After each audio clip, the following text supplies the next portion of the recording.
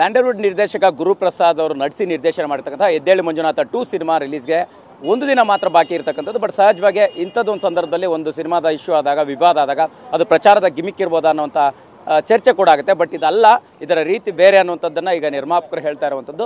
Executive producer Ravi sir ಹಾಗೆ ಕೋ producer Ramesh ಅವರು ನಮ್ಮ ಜೊತೆ ಇದ್ದಾರೆ. ಅವ್ರನ್ನೇ ಮಾತಾಡ್ಸೋಣ. ಸರ್, ಈಗ ಪರ್ಟಿಕ್ಯುಲರ್ ಏನು ಸಮಸ್ಯೆ ಆಯಿತು ರಮೇಶ್ ಸರ್? ಪರ್ಟಿಕ್ಯುಲರ್ ಆಗಿ ಈ ಸಿನಿಮಾ ನಾಳೆ ರಿಲೀಸು, ಸಹಜವಾಗಿ ಇಂಥ ಟೈಮಲ್ಲಿ ಆದಾಗ ಪ್ರಚಾರದ ಗಿಮಿಕ್ಕು ಅಂದ್ಕೊಳ್ತಾರೆ. ಏನು ಪ್ರಾಬ್ಲಮ್ ಆಯಿತು? ಲಾಸ್ಟ್ ಒಂದು ವೀಕಿಂದನೂ ಚೇಂಬರಿಂದ ನಂಗೆ ಡೈಲಿ ಒಬ್ಬೊಬ್ಬರು ಕಾಲ್ ಮಾಡಿ ಅವ್ರಿಗೇನೋ ಒಂದು ಸ್ವಲ್ಪ ದುಡ್ಡು ಕೊಟ್ಬಿಡಿ ಅಂತ ಡೈಲಿ ಹೇಳ್ತಾಯಿದ್ರು. ಸರ್, ನಮಗೆ ಗೌರವ ಸಿಗೋದು ಯಾವ ಕಾರಣಕ್ಕೆ? ನಾವು ಹೇಳ್ದಾಗ ನಡ್ಕೊಂಡ್ರೆ ತಾನೇ ನಮಗೆ ಗೌರವ ಸಿಗುತ್ತೆ. ಅವ್ರು ಬಂದು ಚೇಂಬರಲ್ಲಿ ಬಂದು ಸೈನ್ ಮಾಡಿ ಲಾಭ ಬಂದಮೇಲೆ ಕೊಡಿ ಅಂತ ಹೇಳಿ ಸೈನ್ ಮಾಡಿದ್ಮೇಲೆ ಈ ಖರ್ಚೆಲ್ಲ ಮಾಡಿ ರಿಲೀಸ್ ಮಾಡೋ ಟೈಮಲ್ಲಿ ನನಗೆ ಫಸ್ಟೇ ದುಡ್ಡು ಕೊಡಿ ಅಂತ ಕೇಳೋದು ಎಷ್ಟು ಮಟ್ಟಕ್ಕೆ ಸರಿ?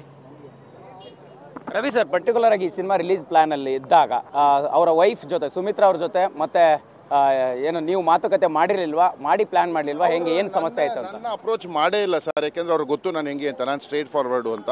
ಅವರು ರಮೇಶ್ ಸರ್ಗೇನೆ ಸುಮಾರು ಸಲ ಫೋನ್ ಮಾಡಿದ್ರು. ನಾನು ಯಾವತ್ತೂ ಅವ್ರು ಫೋನ್ ಮಾಡೋದಕ್ಕೆ ಟ್ರೈಯೂ ಮಾಡಿಲ್ಲ.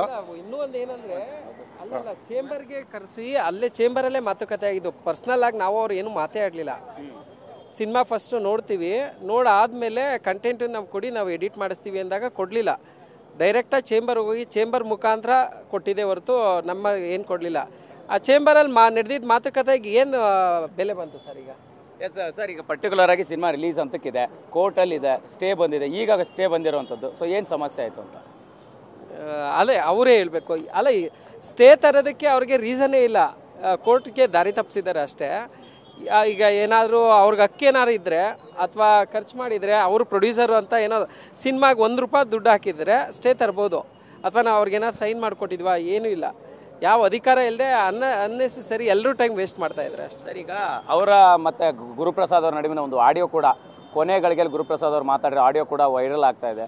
ಅವರ ಮತ್ತು ಗುರುಪ್ರಸಾದ್ನವ್ರ ನಡುವೆ ಕೂಡ ಭಿನ್ನಾಭಿಪ್ರಾಯ ಇತ್ತಾ? ಏನು ಸಮಸ್ಯೆ ಇತ್ತು, ಏನು ಅನ್ನುವಂಥ? ಅಲ್ಲ, ನಾವು ಲಾಸ್ಟ್ ಟೈಮ್ ಅವ್ರು ಮೀಟ್ ಮಾಡಿದಾಗ ಗುರುಪ್ರಸಾದ್ ಅವ್ರು ಹೇಳಿದ್ದು ಲಾಸ್ಟ್ 4 ಮಂತಿಂದ ಅವ್ರ ಜೊತೆ ಇರಲಿಲ್ಲ. ನಾವು ಮೀಟ್ ಮಾಡಿದಾಗಲೂ ಅವ್ರ ಜೊತೆ ಇರಲಿಲ್ಲ, ಒಬ್ಬರೇ ಇದ್ದರು. ಅವ್ರ ರೂಮ್ ನೋಡೋಕ್ಕೆ ನಮಗೆ ಹಿಂಸೆ ಆಗ್ತಾಯಿತ್ತು, ಆ ಥರ ಇತ್ತು. ಬಿಡಿ, ಅದು ಅವ್ರ ಪರ್ಸ್ನಲ್ ಅಲ್ವಾ ಸರ್, ನಮ್ಗೆ ಯಾಕೆ ಅಂತ. ಫೈನಲಿ ಈಗ ಕೊನೆ ಸಿನಿಮಾ ಗೌರವ ಕೊಟ್ಟು ಕಳಿಸ್ಬೇಕಾಗಿತ್ತು. ರಿಲೀಸ್ ಆಗುತ್ತೋ ಆಗಲ್ವಾ ಅನ್ನೋಂಥ ಪ್ರಶ್ನೆಗೆ? ಇಲ್ಲ, ರಿಲೀಸ್ ಆಗುತ್ತೆ ಸರ್. ಅದು ಯಾವುದೇ ಕಾರಣಕ್ಕೂ ರಿಲೀಸ್ ಆಗದೆ ಇರೋಕ್ಕೆ ರೀಸನ್ನೇ ಇಲ್ವಲ್ಲ ಸರ್.